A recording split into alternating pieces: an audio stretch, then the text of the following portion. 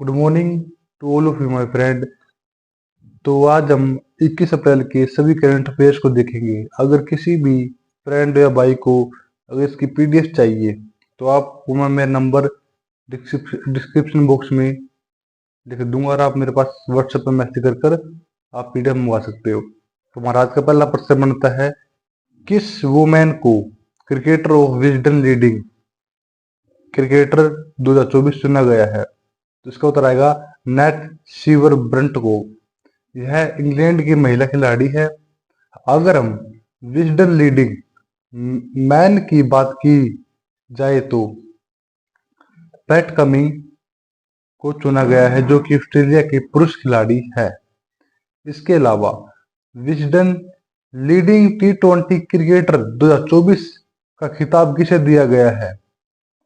मतलब वो तो थे विजडन लीडिंग क्रिकेटर, यह T20 क्रिकेटर 2024 का खिताब किसे दिया गया है?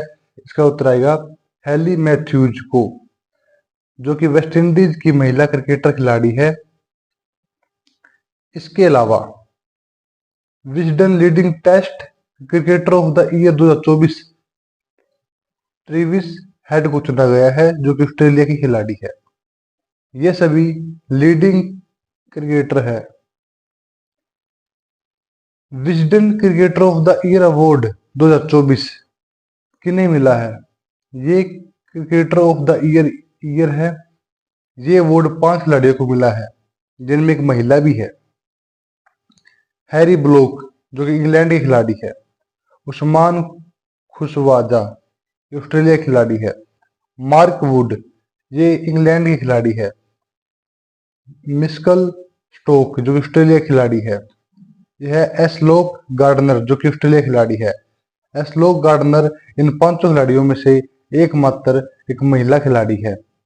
तो हम दोबारा से बात करते हैं कि किस वुमेन को क्रिकेटर विजडन लीडिंग क्रिकेटर 2024 चुना गया, तो आएगा नेट सीवर। अगर हमसे पूछा जाए विजडन लीडिंग क्रिकेटर 2024 किस पुरुष को चुना गया है, तो हम बात करेंगे पैट कमिंग।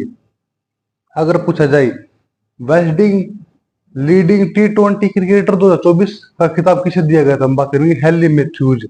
अगर test cricketer of the year किसे चुना गया 2024, तो ट्रेविस हेड आएगा।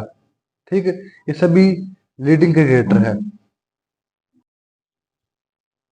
जैसा कि हम पढ़ चुके थे कि इन 5 खिलाड़ियों में से एकमात्र एक महिला खिलाड़ी है, एसलोक गार्डनर, जो कि ऑस्ट्रेलिया की प्लेयर है।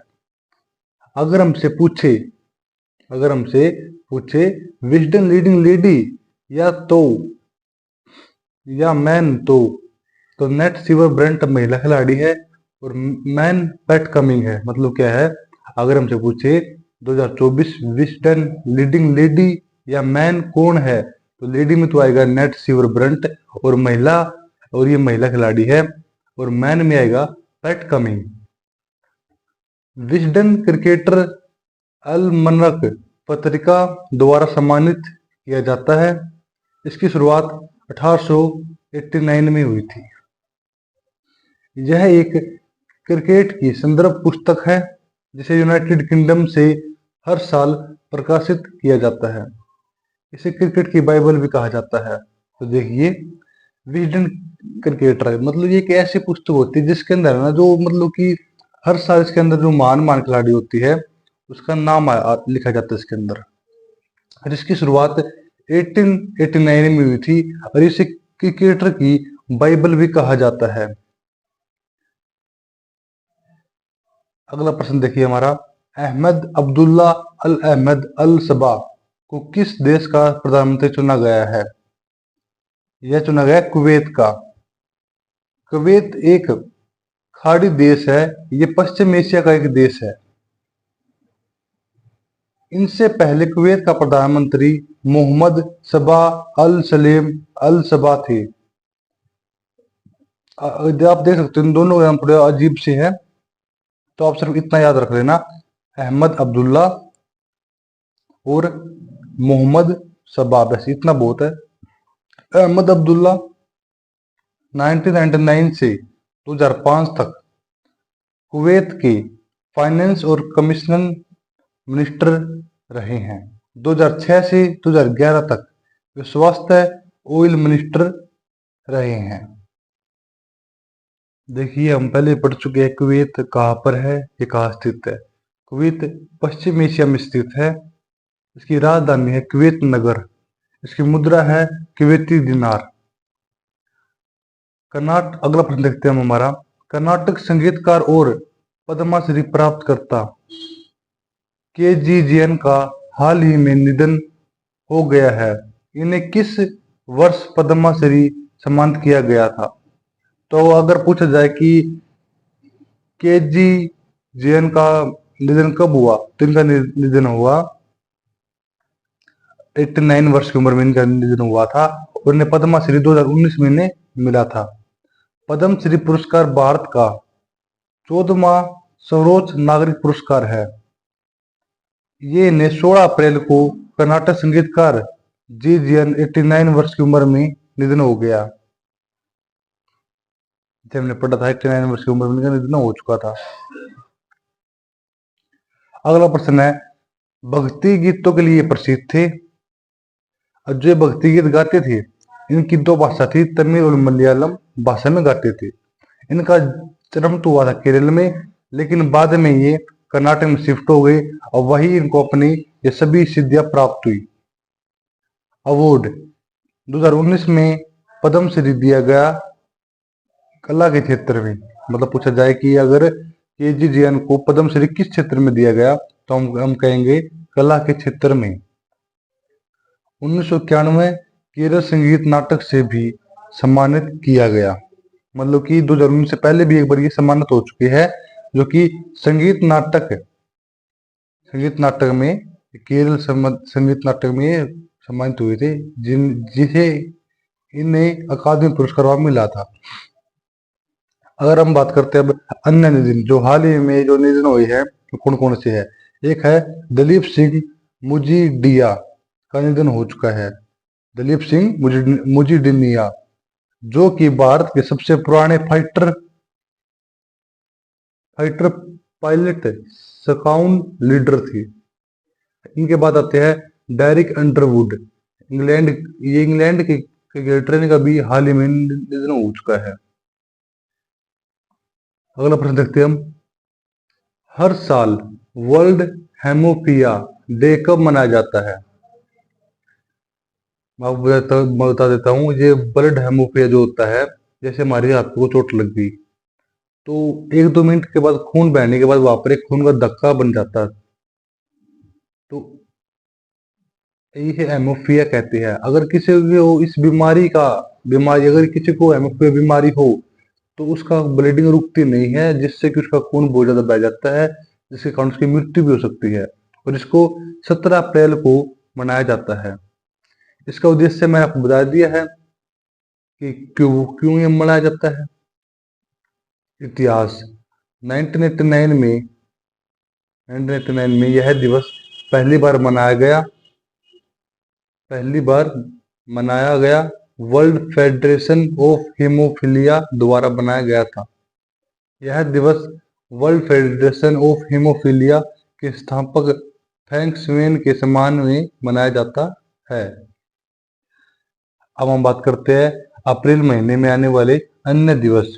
1 अप्रैल उड़ीसा दिवस, 7 अप्रैल विश्व स्वास्थ्य दिवस, 10 अप्रैल विश्व हेमोपैथी दिवस, 14 अप्रैल BR अम्बेडकर जयंती बनाई जाती है, 15 अप्रैल हिमाचल राज्य बनाया जाता है।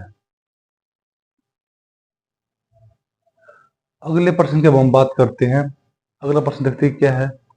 एयरपोर्ट्स काउंसिलिंग इंटरनेशनल के अनुसार निम्नलिखित में से कौन सा भारतीय एयरपोर्ट यात्री यातायात के मामले में दुनिया के शीर्ष 10 सबसे व्यस्त हवाई अड्डों में शामिल है? इसका उत्तर आएगा इंदिरा गांधी एयरपोर्ट, जो कि दिल्ली में है। इंदिरा गांधी एयरपोर्ट कहां पर? जो दिल्ली में है। ये दुनिया के 10 शीर्ष सबसे व्यस्त हवाई अड्डों में शामिल है। नेक्स्ट पॉइंट क्या है? दुनिया का सबसे व्यस्त एयरपोर्ट है अटलांटा एयरपोर्ट, जो USA के अंदर है। मतलब दुनिया में सबसे व्यस्त है जो कि अटलांटा में स्थित है।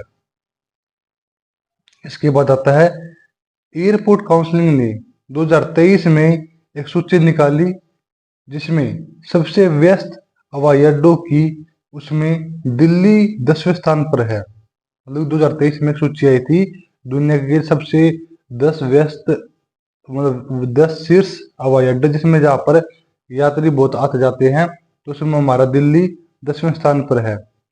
साल 2023 के अनुसार, यहाँ से नेक्स्ट पॉइंट, साल 2023 के अनुसार इंदिरा गांधी एयरपोर्ट पर लगभग 7.22 करोड़ से अधिक यात्री आए हैं। 2022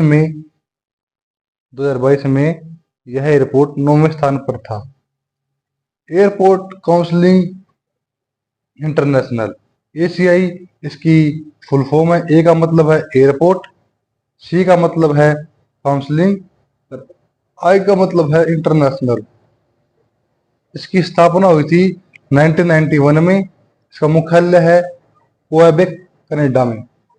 अगर पूछे जाए कि इसकी स्थापना कब हुई थी तो 1991 में, और इसका मुख्यालय है क्वेबेक, कनाडा में। अगर पूछा जाए कि दुनिया का सबसे व्यस्त हवाई अड्डा जो 10वें स्थान पर है तो कौन सा है वो, तो इंदिरा गांधी है। इंदिरा गांधी एयरपोर्ट कहाँ पर है, तो हम कहेंगे दिल्ली के अंदर है। अगर पूछा जाए कि दुनिया का सबसे व्यस्त एयरपोर्ट कौन सा है, तो अटलांटा एयरपोर्ट जो यूएसए के अंदर है। और अगर हमसे ये पूछ जाए कि 2023 के अनुसार दिल्ली कौन से स्थान पर है, तो ये 10वें स्थान पर है। तो 2023 के अनुसार इंदिरा गांधी एयरपोर्ट पर कितने यात्री आए और गए हैं, तो 7.22 करोड़ से अधिक यात्री आए हैं। और ये 2022 में 9वें स्थान पर था। धन्यवाद। अगर आप किसी को भी इन सभी की पीडीएफ चाहिए तो आप मेरे कमेंट बॉक्स में टाइप कर देना और मैं आपको मेरा नंबर भेज दूंगा और आप अपना पीडीएफ मंगवा सकते हो। और ज़्यादा से ज़्यादा आप मेरी वीडियो शेयर किया करो, क्योंकि भाई मेरे इससे मेरा खर्चा निकलेगा आगे, क्योंकि अगर पढ़ाई का बहुत ज़्यादा खर्चा है, तो प्लीज़ सपोर्ट मी।